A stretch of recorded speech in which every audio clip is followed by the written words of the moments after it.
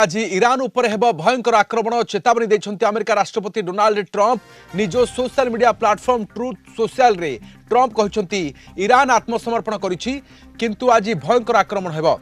Iran भयभीत होई पड़ोसी देशों को क्षमा मागिबा सहित सरेंडर करिथिबा ट्रंप दाबी करिसंति।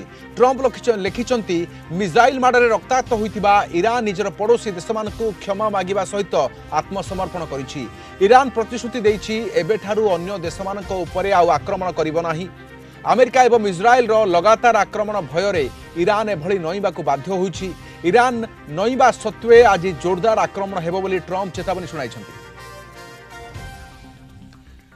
आलोचना सहित प्रोफेसर रविंद्र शतपथी अंतर्जातीय व्यापार विशेषज्ञ अच्छा। प्रोफेसर शतपथी स्वागत करुच्च आलोचना को। प्रोफेसर शतपथी ट्रंप तांको सोशल साइट रे लिखिचंती जे today Iran will be hit very hard किभଳି देखुचंती?